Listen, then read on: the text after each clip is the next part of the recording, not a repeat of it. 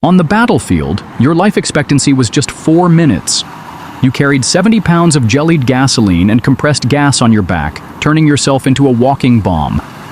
The enemy didn't just want to kill you, they wanted to capture you because the weapon you carried was considered a crime against the nature of warfare itself. You were a flamethrower operator on Iwo Jima, and you wielded what was described as both the best and the very worst weapon the U.S. Marines possessed. To understand why this horrifying tool was not just used, but was deemed absolutely necessary, requires a journey into one of the most brutal battles of the Pacific War.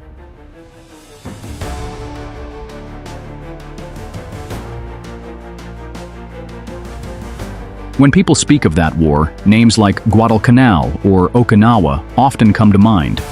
But Iwo Jima was different. A mere 8 square miles of jagged volcanic rock and black sand, it sat strategically between the American bomber bases in the Marianas and the Japanese mainland. In 1945, this tiny, hellish island became one of the most valuable and fiercely contested pieces of ground on the planet. For the Americans, it was the missing link. B-29 bombers making the long flight to Japan were being intercepted by Japanese fighters based on Iwo Jima. Taking the island meant providing fighter escorts for the bombers, creating an emergency landing strip and launching even more devastating raids on Japan. The Japanese commander, General Tadamichi Kuribayashi, understood this perfectly. He was a brilliant and pragmatic officer with no illusions of victory. His sole, chilling objective was to make the American conquest so costly, so bloody, that it would shake their will to invade the home islands. He studied the previous American landings at Tarawa and Saipan and saw that beach defenses were suicidal. This time the Japanese would not meet the Marines on the surface. This time, they would go underground. American intelligence tragically underestimated the defense, expecting 13,000 Japanese soldiers. In reality, nearly 22,000 were waiting for them, hidden within a subterranean fortress. Over 11 miles of interconnected tunnels had been carved through the island's soft volcanic rock. Bunkers, pillboxes, artillery positions, and command posts were all linked in a deadly, invisible web. Kuribayashi had turned the entire island into a single, interlocking kill box. Every inch of the landing beaches was pre-sighted by mortars and artillery. There were no traditional front lines, only a three-dimensional battlefield where death could come from any direction, even from behind. On February 19, 1945, the invasion began with a biblical deluge of steel.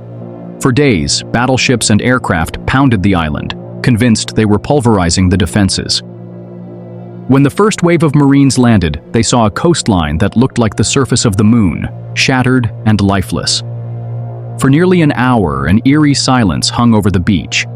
Then, just as the landing zones were packed tight with men and equipment, Kuribayashi gave the order. The island erupted in a single, coordinated roar of violence. Pre-sighted artillery and mortar shells rained down with terrifying accuracy. Machine guns, hidden in concrete pillboxes the naval bombardment hadn't touched, swept the beaches with overlapping fields of fire. The loose volcanic ash trapped the Marines, making it impossible to run or dig for cover. It was a slaughter. Yet, somehow, through sheer grit, the Marines clawed their way inland, inch by bloody inch. And it was here, in the island's rocky interior, that they encountered the true nightmare of Kuribayashi's design. They would clear a bunker with grenades, only to be shot in the back moments later by Japanese soldiers who had used the tunnels to reoccupy the same position. The fighting was a chaotic, close-quarters affair with no clear front. The biggest problem was the pillboxes, hardened concrete fortifications, often camouflaged so well they were invisible until they opened fire. Getting close enough to throw a grenade was a suicide mission, and even a direct hit often failed to neutralize the zigzag-shaped interiors. A new solution was needed, a terrible solution. This is when the call went out for the flamethrower.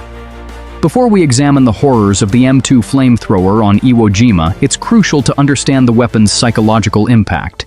It was unique on the battlefield. A rifle bullet was impersonal, a grenade thrown from a distance.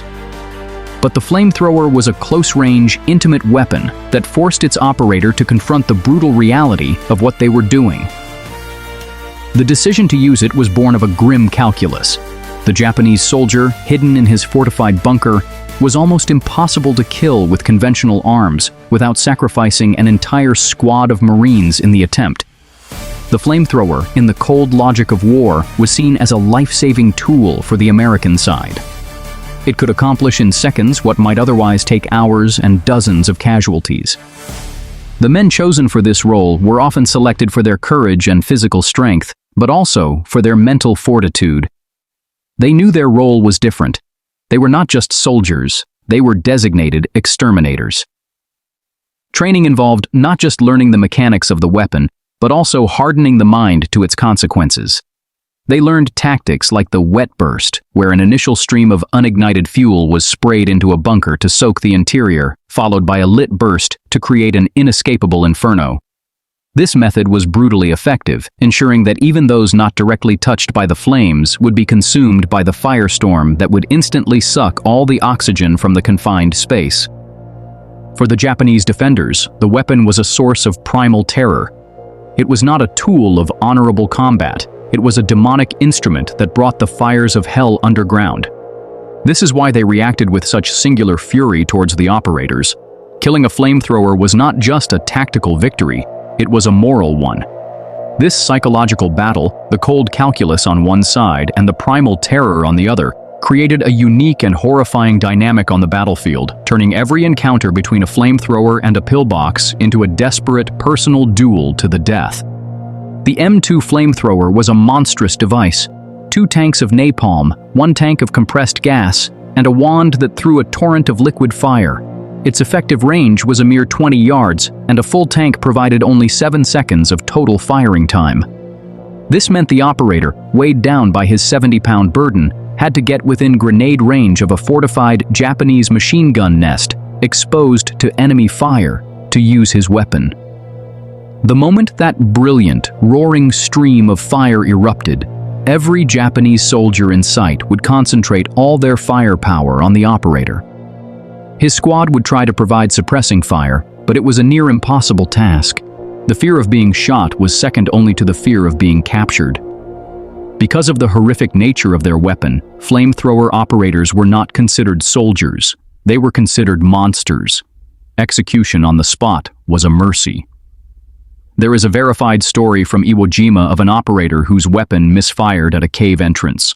2 Japanese soldiers rushed out, dragged him inside, and for 2 full days his squad could only listen to his screams, unable to help or end his misery. The psychological toll on the survivors was immense. At that range, you saw, heard, and smelled the consequences of your weapon. To give these men a fighting chance, the Marines brought in the Dragons, modified M4 Sherman tanks, their main cannon replaced with a high-pressure flamethrower. These flame tanks could carry hundreds of gallons of fuel and shoot a jet of fire over 100 yards. They were terrifyingly effective and played a decisive role, but they were also marked for death. The moment a flame tank revealed itself, it became the priority target for every anti-tank gun on the island. In the end, the flamethrower, both on the backs of brave men and in the hulls of Sherman tanks, was the key that unlocked Iwo Jima's horrific defenses. It was a weapon of pure terror, born of horrifying necessity. Out of 380 flamethrower operators deployed to the island, only 18 would walk off it alive. The story of these men is a brutal testament to the sacrifices made in the Pacific. If you believe these hidden histories of unimaginable courage and sacrifice must not be forgotten, please support our channel by subscribing and clicking the notification bell. It allows us to continue bringing these vital stories to light